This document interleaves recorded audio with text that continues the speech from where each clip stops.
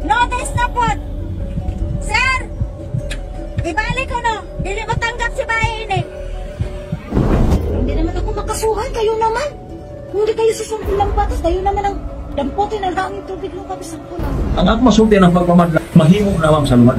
Maging maingat ba, especially ang pag-join sa mga organization. Dapat marunong tayo na mag-determine kung scam ba yung activity. Take advantage talaga nila yung educational attainment ng tao plus yung kahirapan ng tao. Posibleng matuldukan ang grupo ni Dato Araw, Dato Adlaw. Bakit? Dahil may notice na ipinadala, pangalawang notice na ito sa violation nila na walang building permit. Kaya posible na mademolish yung kampo niya. Baka di pa lalabas ang warrant of arrest sa patong-patong na kaso. At kung matuldukan man, alam nyo ba, kung meron silang sarili na gobyerno, abay, meron ding bagong nagpakilalang Reyna, Queen daw. Queen Helen III. Di pala ito kasama ibang grupo. Kung sila si Dato Adlaw ay meron silang tinatawag na diplomat, ito, diplomat daw ang sabi nila, yun ang kailangan. Kahit wala kang lisensya, ang kailangan lang diplomat daw. Ito namang nagpakilalang queen ngayon, mga kapatid, abay, meron silang Royal Citizen ID. This is the Royal Citizen Sovereign Identity Card that I have made, okay? I have to cover the QR card. That's why I do not allow anyone to post it because the QR is very important to each and every one of you. At may sariling gobyerno dahil under niya ang bansa at nagdeklara wala daw eleksyon. Tatalakayin natin muna ito, mga kapatid. Ang dami ng mga nagsusulputan sa ating panahon ngayon. Posibleng matuldukan itong kampo ni Dato Adlaw. Oh. Kaya nga, sa patong-patong na kaso ni Dato Adlaw, may nakita kong video, pumayat agad si Dato Adlaw dito, oh. Pansinin ninyo. Oh. Oh, pumayat siya. Sino bang di pumayat diyan na patong-patong na ang mga kaso niya? Hindi lang sa kanya, kundi sa iba po mga kasama, no? At si Bae. O si Dato Adlaw. Ato na kini talikdan. Ato na kini siyang pagabiyaan. So, kay panahon na karon sa hustisya nga pumayat na iba siya nung nagsarado, di po ba? Ngayon pumayat talaga dito sa videong ito, oh. Bawi na, kukuhaon na sa Dios. At pangalawang bisis na ang notice, baka mademolish itong area nila. Kailan kaya? Una kayang lalabas yung mga warrant of arrest?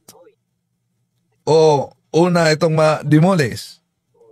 Dahil pinadalahan makalawang bisis na itong notice na ito. Dato Adlaw. Sa City Building Official Engineering. City Building Official Engineering? City Building Official Engineering. Dito sa amin, kung makumpirmar na yung building mo walang building permit, more than 200,000 ang multa niyan. More than 200,000. Iwan ko sa kanila kaya. Kumusta? Sa building permit ito, walang permit ang kampo ni Dato Araw. Para? Unsa man na? I-demolish kami ninyo dili kung dili naman na tubagon? Ano lang din sa ito mo kung hindi mo ba may problema. Okay. I-repeat sa kanang mo. Okay. Sige. Sige.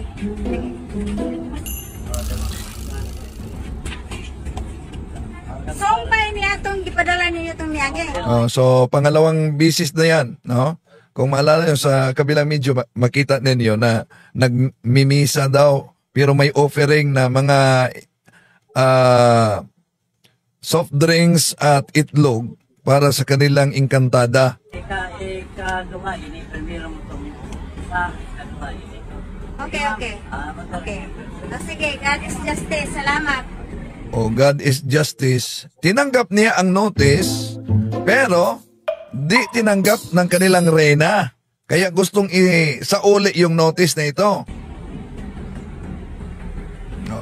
Umalis na ang nag-serve ng notice. Di pa ito warrant of arrest, ha? Ito, pinadalahan na naman kami ng notice for violation of buildings official notice of violation. Pero wala silang karapatan dahil atin ang ancestral land. Yan ang problema talaga, no? Dahil may sarili silang batas daw. So ang gobyerno ay para sa kanila walang karapatan. Pero paano ngayon? Kailangan talaga sagutin nila, lalo na yung mga patong-patong na kaso. That is justice. Paano? Nilakaw na? Umalis na sila. Notice na po! So pangalawang notice na ito. Ibalik ko no? Isauli nila dahil ayaw ng reyna na tatanggapin yung notice. Matanggap si Bae ini. Si Bae. Lourdes, yung reyna nila. Di lang matawad si Bae ini. Ibalik. Ibalik ini. Di na din tinanggap sa nag-serve ng notice na ito. Ow! Ala! Yan, parang pumayat yata dito sa videong ito si Dato Adlaw, no? Makita ang bigat sa mukha niya sa mga problema. Ngayon, di po ba meron siyang sinabing kapangyarihan? Ito, panahon na kayang ilabas niya yung kapangyarihan. Ano yatang kapangyarihan niya? Notice ko. Violation.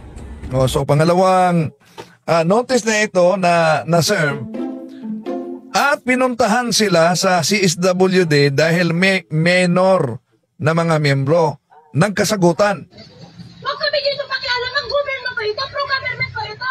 Ang discrimination Ito naka-uniform sa CSWD ito, pero itong nagsisigaw, kabusis talaga sa reyna nila, no? Sa reyna nila. kayo, pag-governor dito, yun ang kausapin nyo, anong ginawa nila sa amin. Pinapahirapan kami, binutulak kami ng tubig kuryente, bayad kami. Mismo mga pulis. So, yun. Naputulan sila ng kuryente, naputulan sila ng tubig. Pagkatapos ngayon, building permit na naman sila tinamaan.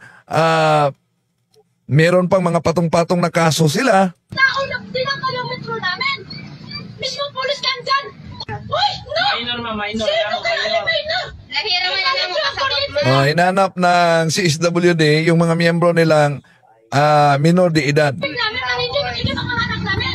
Kaya lagi ninyo i-insist ng inyong kuhan. Tumigil tayo. Yung gobyerno. Kami legality due process. Ma'am, lahira na mo tayo. Legality due process. Wala kayong jurisdiction. Prime agencies lang kayo.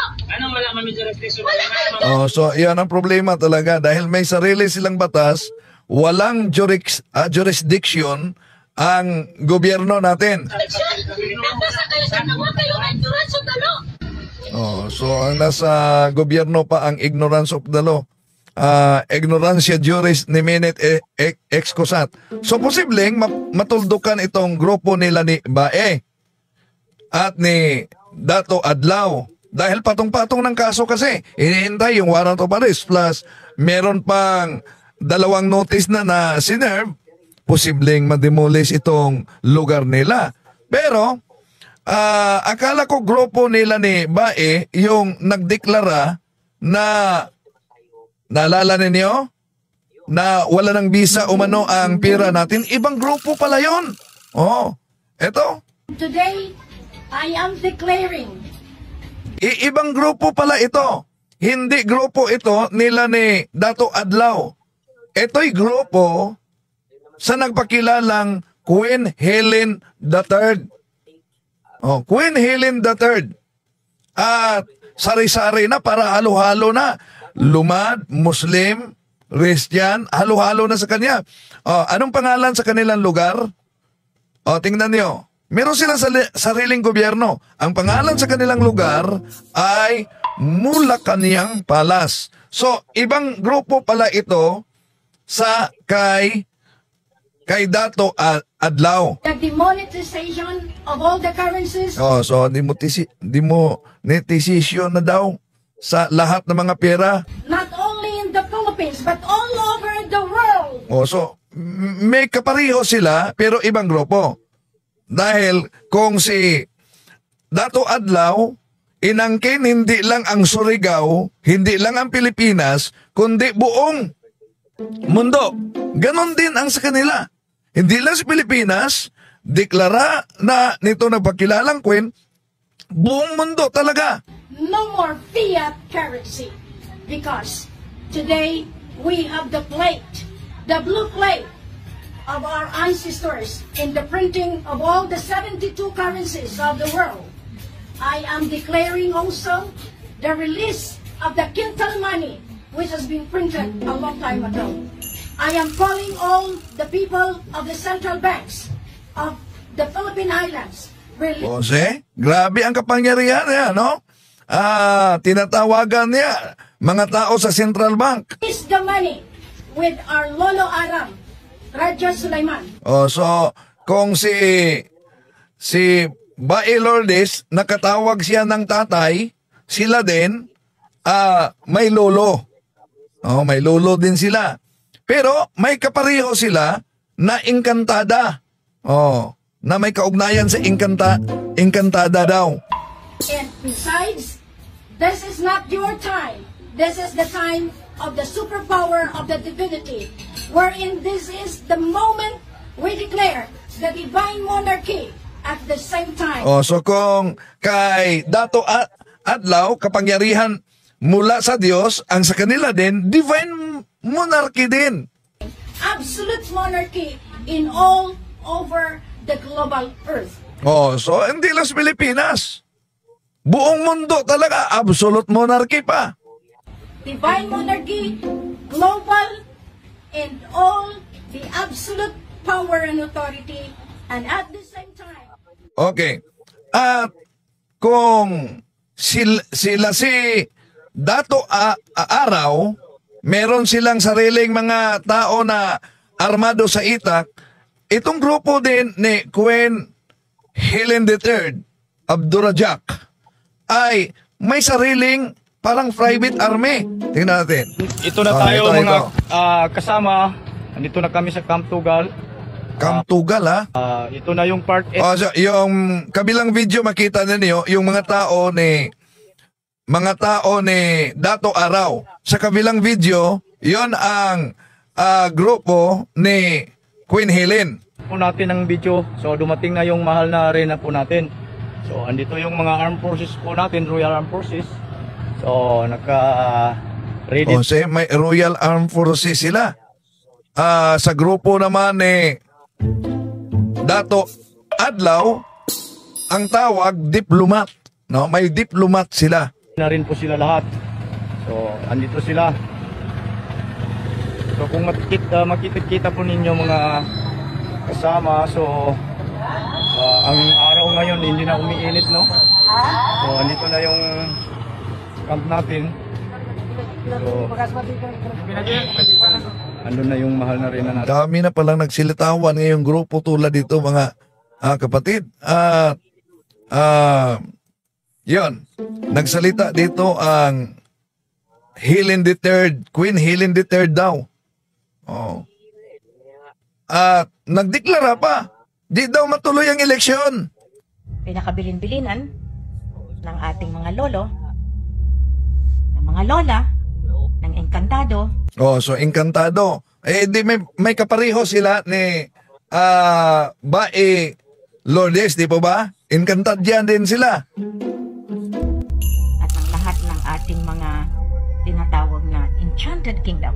ilista ninyo.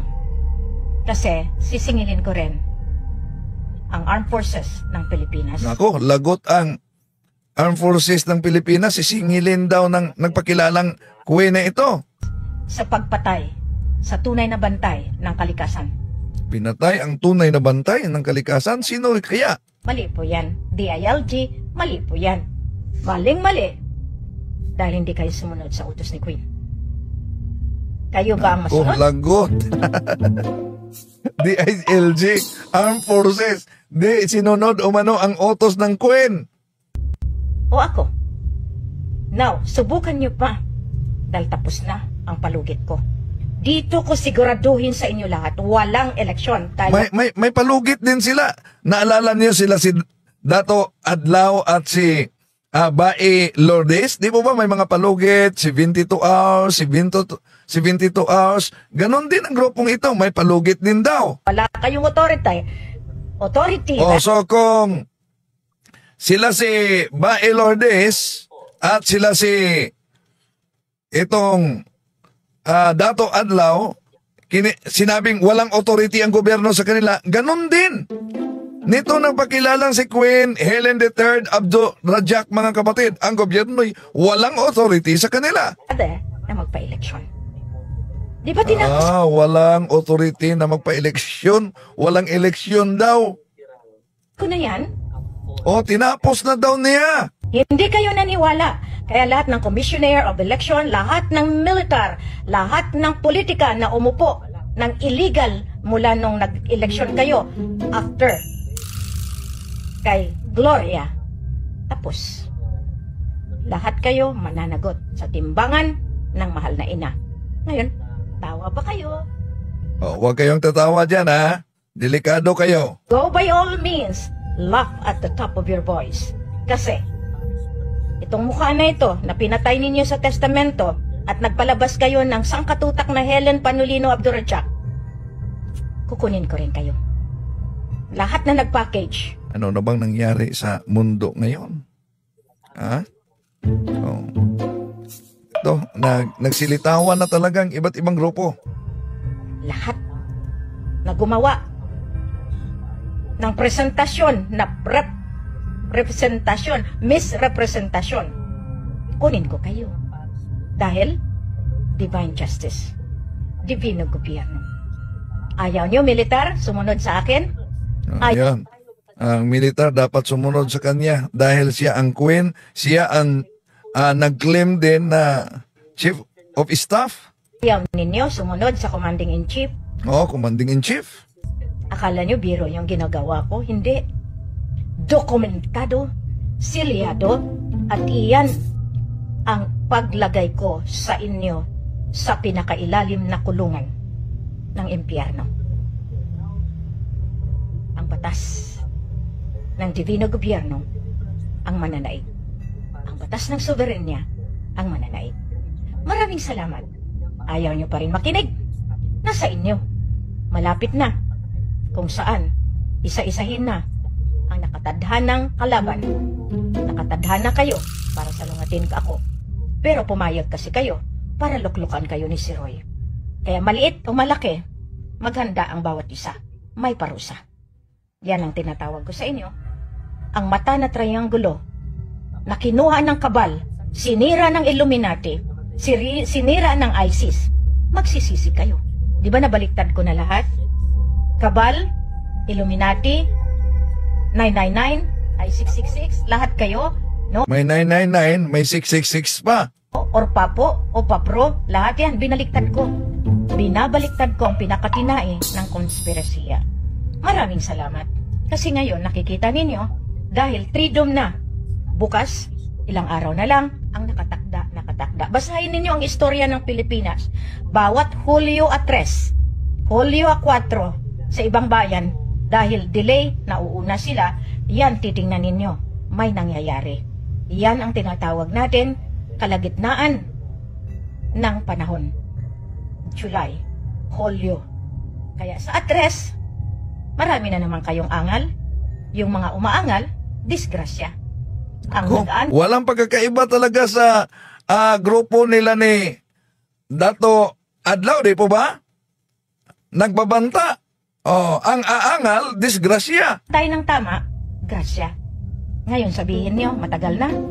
Kayong umaangal dyan, nililista ko lang kayo. Dahil matitikman ninyo.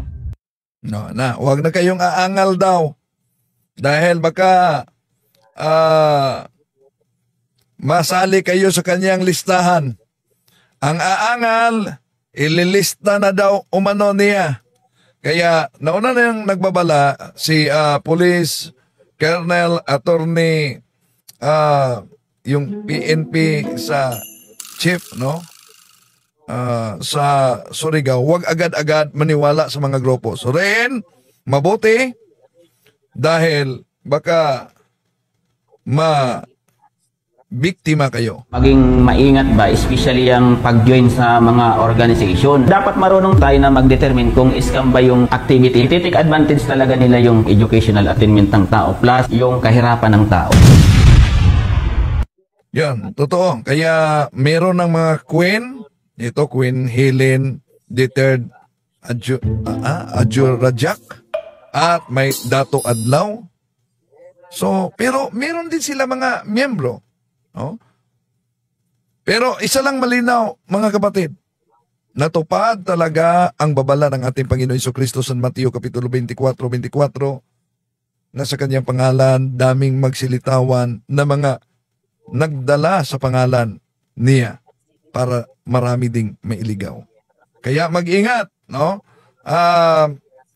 Bukas talakayin pa natin itong grupo. Bago pala akala ko kasama sila. Iba palang grupo ito. At merong parang private army din.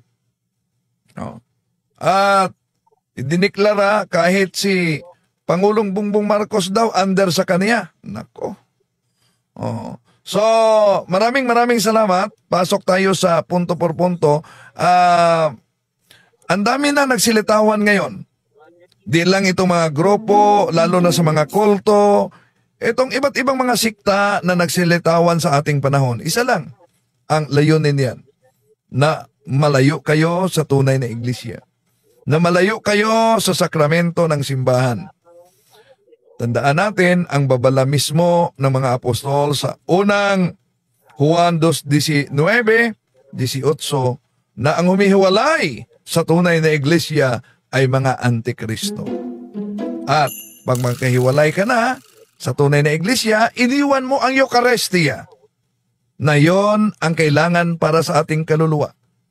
San Juan Kapitulo 6, versikulo 66, yung umiwan at di tatanggap sa Eucharistia ay mga kalaban ng ating Panginoong Hesukristo. So, bago ko lang nakita itong grupo ni Queen, matagal na ba to? Napansin na ba ninyo ito? Akala ko ito'y kasama nila ni Dato Adlaw. Iba pala na grupo ito. Kayo napansin na ba ninyo itong grupong ito o ngayon lang? Sige, comment kayo. Mga So ayan po mga peers, sanay kapupulatan po natin ito ng aral. At kung nagustuhan nyo po ito, please like and share, ibahagi po natin sa mga kakilala po natin. And please don't forget to follow and subscribe po ng ating YouTube channel, Mr. Curious Catholic. Muli po, this is Mr. Curious Catholic, kasama po ninyo sa pagtatanggol ng ating simbahan. Pro Deo et Ecclesia. Sa Diyos po ang lahat ng kapurian. Hello mga kapatid, follow and subscribe Mr. Curious Catholic. Marami tayong matutunan, mapupuno po yung ating isipan sa mga katotohanan. Dahil ang katotohanan na magbigay sa atin ng tunay na kalayaan. God bless. Hello mga kapatid, inanyayahan namin kayo, huwag niyo kalimutan mag-subscribe sa kay Bro Dance Oberio, Mr. Curious Catholic. Marami kayong matutunan sa pamamagitan ng pagsubaybay niyan sa pagsagot sa pananampalataya na inaatake ng ating mga kapatid sa iba. Yung pananampalataya, and they are not only attacking the teachings of the Catholic Church, but proselytizing the good numbers of the Catholic.